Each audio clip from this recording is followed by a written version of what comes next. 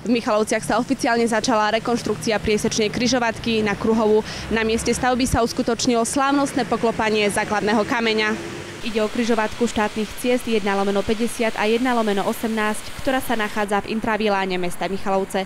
Tá je súčasťou medzinárodného ťahu v smere z Košíc na Vyšné Nemecké a na štátnu hranicu s Ukrajinou. Prestavba tejto križovatky nahradí klasickú križovatku na ceste prvej triedy, spájajúcu Močariansku a Štefánikovú ulicu s ulicou Sobraneckou a Humenskou. My sme veľmi vďační Slovenskej republike, Slovenskej správe ciest za to, že k tomuto kroku pristúpili. My dávnejšie sme upozorňovali ako mesto, že je to potrebné a ja som naozaj úprimne rád, že tie sľuby, ktoré sme dostávali, sa dnes stávajú realitou, že sa začínajú plniť, pretože to urýchli, zdynamizuje dopravu, nebudú tu zápchy, nebudú tu musieť vodiči prichádzajúci z jedného, či z druhého, či z tretieho smeru čakať. V súčasnosti je križovatka riadená svetelnou signalizáciou a je jednou z najvyťaženejších v meste, denne po nej prejdú stovky osobných a nákladných aut. Rekonštrukciou sa docieli nielen zlepšenie plynulosti cestnej dopravy a bezpečnosti, ale aj zníženie jej dopadov na životné prostredie. Výstavba kruhového objazdu potrvá 13 mesiacov a je rozložená do viacerých projektových etáp. Najprv sa začne samotnými prekladkami v tomto roku.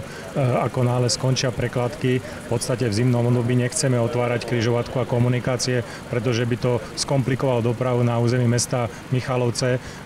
Stavba sa svojím spôsobom zazimuje a v jarných mesiacoch sa začne otvárať samotná križovatka stavebne s tým, že bude po častiach púšťaná doprava, aby bola zabezpečená vždycky v každom smere. Finančné náklady na zhotovenie stavby presiahnu 2,2 milióna eur. Slovenská správa ciest získala tieto financie z Európskeho fondu regionálneho rozvoja a zo štátneho rozpočtu. Úplná uzávera súčasnej križovatky plánovaná nie je. Dopravné obmedzenia pre vodičov budú čiastočné. S presmerovaním musia rátať cez Pekárenskú a Tovarenskú ulicu. Keďže ide o veľmi dôležitý dopravný uzol, náročnejšia bude aj samotná koordinácia práce s mestom a Košickým samosprávnym krajom.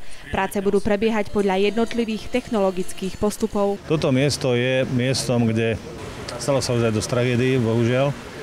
To je za prvé, ale za druhé určite je to aj závadový bod, ktorý spomaluje celý systém dopravy. Keď niekde sa pustí do roboty, tak určite tu. Do okružnej križovatky sú z každého smeru navrhnuté 3 samostatné pruhy pre odbočenie doprava, doľava a pre priamy smer. Jej vonkajší priemer bude mať 64 metrov a vnútorný 34 metrov. Doprava po ukončení výstavby bude riadená s vislými a vodorovnými dopravnými značkami.